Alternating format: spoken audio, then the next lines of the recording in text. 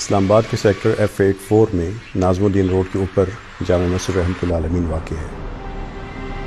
پاکستان بھر میں بہت سی مساجد ہیں، لیکن ہم سب کی خواہش تھی کوئی ایک ایسی مسجد ہو جس میں رسول اللہ صلی اللہ علیہ وسلم کی مسجد کی جھلکیاں نظر آتی ہوں۔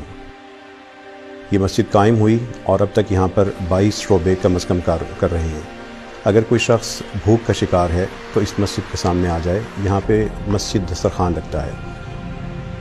روزانہ ظہر کی اذان کے بعد یہ دسترخوان لگ جاتا ہے، جماعت کے بعد کھانا ہوتا ہے، روزانہ 200 سے زیادہ افراد کھانا کھاتے ہیں۔ جمعے کے دن یہ تعداد 400 تک چلی جاتی ہے۔ اگر کوئی شخص بیمار ہے اور ڈاکٹر سے چیک اپ کروانا چاہتا ہے تو یہاں پہ مسجد کلینک ہے۔ اگر اس کے پاس دوائی کے پیسے نہیں ہیں تو مسجد فارمیسی سے دوائی حاصل کر لے، اگر وہ مستحق ہے فری میڈیسن بھی اس کو ملیں گی۔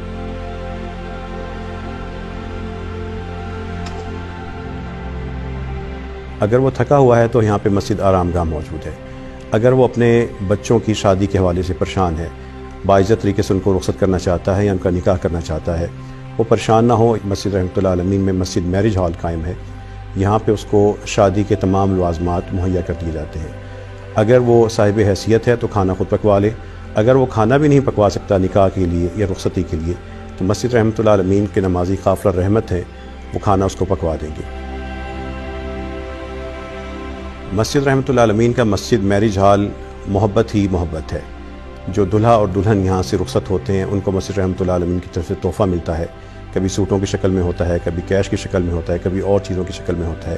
یتیم بیٹیوں کے لیے یہاں سے پورا پیکج ہوتا ہے، بیوہ ماں کی بیٹیوں کے لیے اسی طرح پورا پیکج ہوتا ہے۔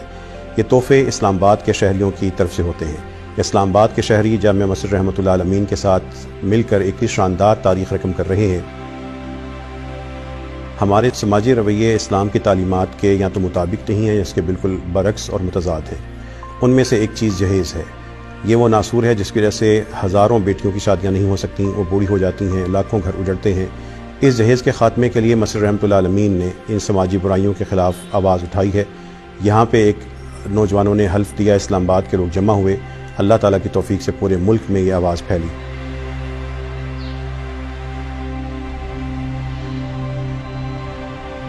ایک شاندار شعبہ جو اس مسجد میں قائم ہے وہ ہے مسجد بیت المال۔ مسجد بیت المال کے ذریعے ہم وہ تمام مستحق مسلمان بھائی جو بیمار ہیں، معذور ہیں، کوئی یتیم ہے، کوئی بیوہ ہے، کسی کی تعلیمی ضرورت ہے، کسی کا علاج کی ضرورت ہے، جو کیش رقم ہے ان پہ خرچ کر دی جاتی ہے۔ یہ شاندار نظام، اس کا پورا ریکارڈ رکھا جاتا ہے، جو آنے والوں کی پوری چھان بین کی جاتی ہے، باقاعدہ درخواستیں وصول کی جاتی ہیں، اور اللہ تعالیٰ کی توفیق سے ہر مہینے 300 سے 400 گھروں یا افراد کی مدد خاموشی کے ساتھ ہو رہی ہے۔ اگر کوئی شخص اس کے پاس کپڑے نہیں ہیں، اپنے بچوں کے یہ کپڑوں کے حوالے سے پریشان ہیں یا اس کے اپنے کپڑے پھٹے ہوئے ہیں تو یہاں پہ آ جائے۔ یہاں پہ مسجد فری گارمنٹ سٹور قائم ہے۔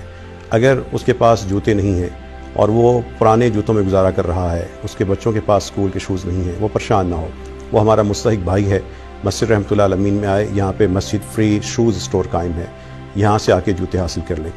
اگر اس کو بچوں کے پاس یونیفارم نہیں ہے تو اس کی تعلیم کو نہ روکے، وہ یہاں پہ آئے۔ مسجد یونیفارم بینک ہے، یہاں پہ لوگ اپنے بچوں کے لیے جو ان کے استعمال شدہ لباس ہے وہ جمع کرواتے ہیں، یا یونیفارم یا نئے جمع کروا دیتے ہیں، ہم وہی اچھی حالت میں ان کے بچوں کو دے دیتے ہیں۔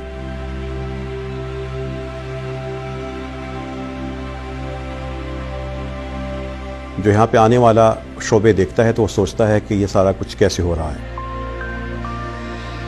اس سارے کام کے لیے اللہ تعالیٰ کے فضل اور اس کی توفیق سے اس مسجد رحمۃ اللہ علیہ سے کوئی چندہ جمع نہیں کرتا، کوئی مانگتا نہیں ہے،